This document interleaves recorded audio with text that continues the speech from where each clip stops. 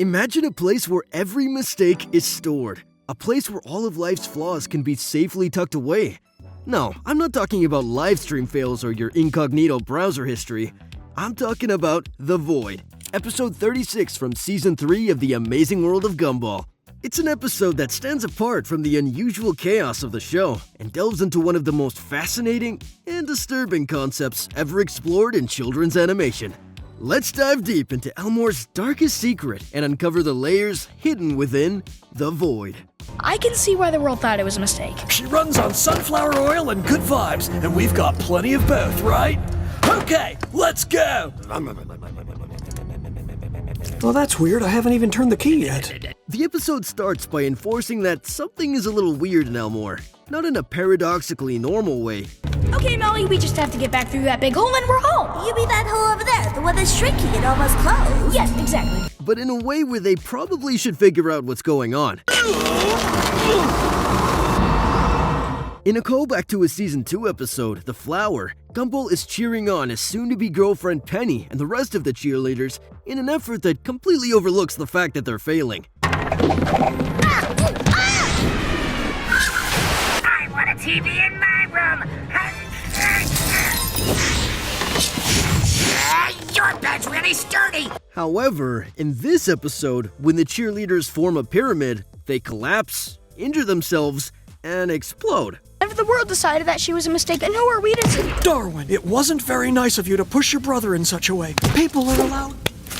Later that day, Gumball reflects on the multiple deaths of his schoolmates and determines that this would have had a different outcome if someone had been there to help them. At this moment, the school counselor, Mr. Small, shows up, and dressed in his usual hippie gear, he introduces his tinfoil hat, Janice. Oh, Leslie, are you okay? Stay away from her. She loves me. She loves you not. She loves... It's more than a fashion statement. It's a memory aid.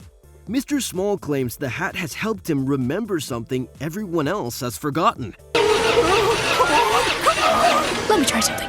Come on, you gosh darn piece of junk. Wait, I thought you ran on good vibes. At first, it seems like nonsense, but it plants a vital seed. Something or someone has gone missing from Elmore, and nobody remembers. He then advises Gumball and his friends to look for what is not there, look for what does not make sense. Yeah, if I was the world, I'd be pretty bummed to have come up with someone as boring as Molly. Mr. Small, are you okay? Of course. Pain is just information that the mind can master. So it didn't hurt then? No. Now, Darwin and Gumball start noticing strange anomalies. As Darwin puts his book in his locker, he feels that something is missing. You know, I kind of feel something's missing too. Something that used to be here at school, but now it's gone. Never mind. Look at this! There's no 116! He notices there are lockers 115 and 117, but no 116. The boys conclude that someone is missing, so they refer to the school yearbook for clues. There, they find pictures that show evidence that someone has been erased from this world. Let's look in the yearbook! Stop! Look!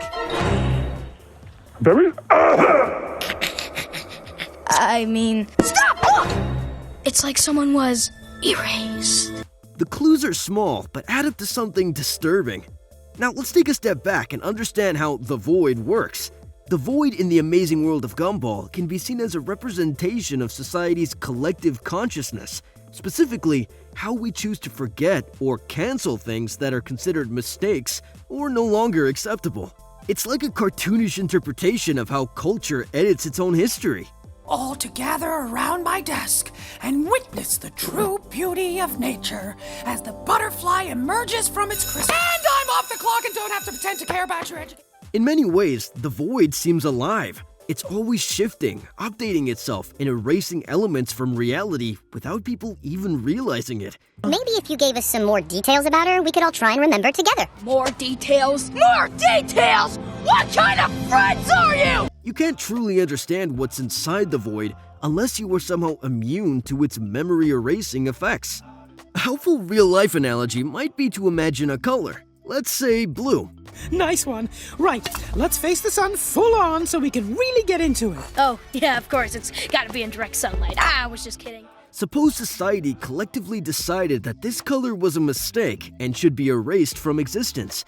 You would not be able to visualize or remember this color anymore. You would look at old photos and not even notice something was missing because the part of your brain that once recognized and processed that color has been wiped clean. You would only become aware of it if someone managed to bring it back to your perception. In that sense, the void symbolizes the unseen gaps in our shared memory. Molly was your friend! And the girl! You don't remember her either, do you? No, you're right! I have absolutely no idea who she is! But now I've hit this volume, I can't really see way back down, so I'm just gonna walk away shouting and then I won't— The things we've forgotten, not just consciously, but structurally, as if they were never there to begin with. Coming back to the actual conversation. Who did?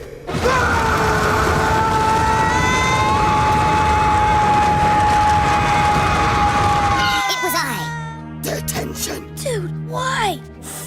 Gumball and Darwin eventually discover that the missing person is Molly. She was a student who appeared in Season 1, hanging out in the background, attending classes, speaking the occasional line. Her whole house is gone! It's like the world folded in on itself again!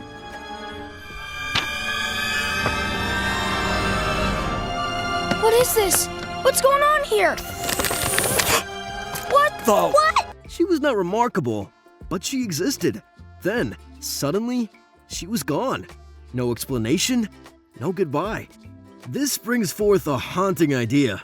Characters in Elmore can be erased if they're deemed too boring or irrelevant. And the most chilling part? No one remembers them. It's as if they never existed. Bikini to catapult oranges at your dad!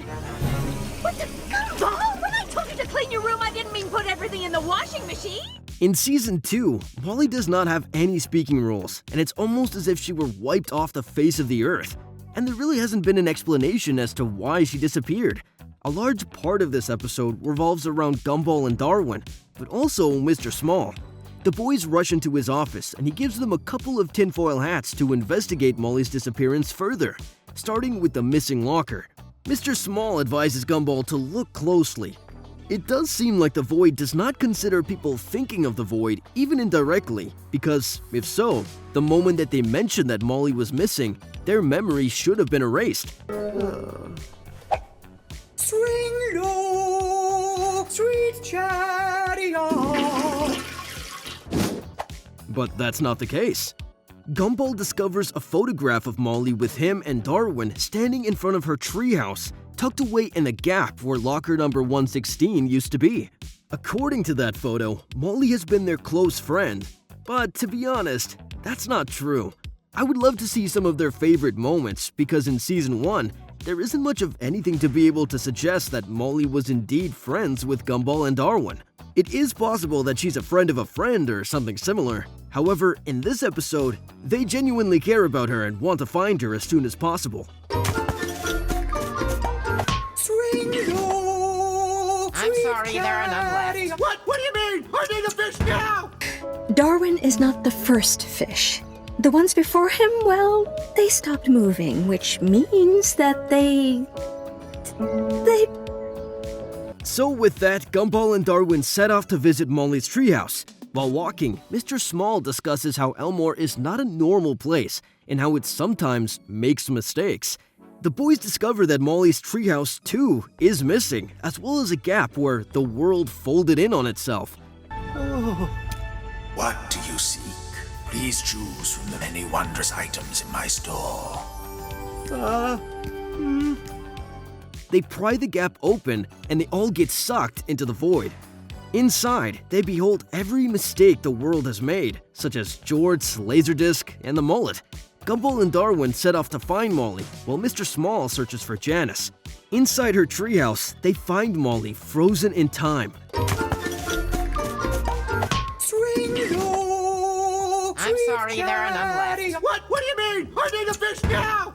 Gumball pokes her and she unfreezes. She apparently does not remember being sucked into the void and acts as though she had seen the boys just yesterday. Time, for her, has stopped, and she is unaware that the world has continued without her. More disturbingly still, when asked to describe herself, Molly stumbles. She can't come up with anything interesting or defining. Eat it after midnight. But it's kinda always after midnight. No, that wasn't it. It was something. Well, anyway, be careful. That fish is more special than it seems. She's just Molly. And that, in the world of Gumball, isn't enough. Gumball must admit the painful truth. Molly was boring. She didn't stand out. She did not contribute to story arcs or bring chaos like other side characters, and that is why she was cast into oblivion. This is brutal, but it's also a razor-sharp critique of how media and society treat the unremarkable in our society. Nonetheless, the trio, after leaving the treehouse, tries to find the gap that is shrinking rapidly. They rush toward the closing gap and meet up with Mr. Small. He manages to find Janice, who turns out to be a van. They board the van and struggle to start the engine. Eventually, the van starts up, and they propel through the gap just in time. Now, one thing that you might have missed in this episode is Rob, who has also been trapped inside the void. At this point in the series, Rob is little more than a background gag, a character who's been quietly phased out. But now we see him trapped in the void, his mind warped by isolation and abandonment. While he doesn't say a word in this episode, his transformation begins here. Forgotten, ignored, and cast aside, Rob's bitterness simmers into something far more dangerous. Gumball and his friends did not take Rob out of the void. I don't know if they left him willingly or just forgot about him, but it was definitely the beginning of the villain arc for Rob. Upon returning, Elmore undergoes a soft reboot. Reality corrects itself, the anomalies disappear, Molly is back, but no one remembers she was gone. Not her family, not her classmates, not even Gumball and Darwin. Even her house is back in place. This is both a narrative reset and a deeper reflection on how we as humans process inconvenient truths. When something disturbs the status quo, we bury it, we edit it out, we choose not to remember. This also raises questions about free will in Gumball's universe. If reality can reboot to erase inconvenient knowledge, are these characters truly alive? Or are they pawns in a system that prioritizes entertainment over existence? What makes someone worthy of being remembered? Is being boring truly a crime? Do we, in our own lives, unknowingly push people toward the void by ignoring them? These are massive questions for a cartoon. But that's what makes The Void such a masterpiece. It isn't just an episode, it's a mirror. It asks us to confront our own forgetfulness, our bias towards novelty, and our discomfort with stillness. There's also the haunting possibility that we are Molly, that in a world obsessed with likes, retweets, and attention spans measured in seconds, anyone can fall into the void. Darwin suggests something important in the final minutes of the episode. According to him, what they've seen in the void changes everything. To this, Mr. Small replies, "We must tell everyone before the world tries to make us forget." Finally, Molly says, "But how could we forget anything like that?" And boom, their tinfoil hats are sucked into the void, and they forget everything. The entire experience is now wiped away from the collective memories of everyone inside the van, including Molly, who at this point has not only forgotten about the void, but also about an entire year of her existence put on pause. Following the void, Molly does return, but she's never quite the same. She floats around the edges of the show, present but often sidelined. And maybe that's the point. Molly is the memory of being forgotten, a ghost in the system. Rob, on the other hand, returns with purpose, fueled by betrayal. He becomes Gumball's ultimate nemesis, his Joker, his anti-Gumball. And unlike typical villains, Rob doesn't just want power, he wants to be seen. His rage is fueled by rejection, by deletion. Rob, being a villain, is now personal. And the void? It never goes away. It resurfaces in future episodes, especially in the finale, looming over Elmore like a glitch waiting to be triggered. The Amazing World of Gumball has always been a show that mixes absurd comedy with sharp commentary, but The Void is on another level. It dares to ask, what happens to the characters who don't matter? What happens when the universe decides you're not interesting enough? And how do you fight for relevance in a world that only values chaos? So, the next time you're watching this show, pay attention to who isn't there.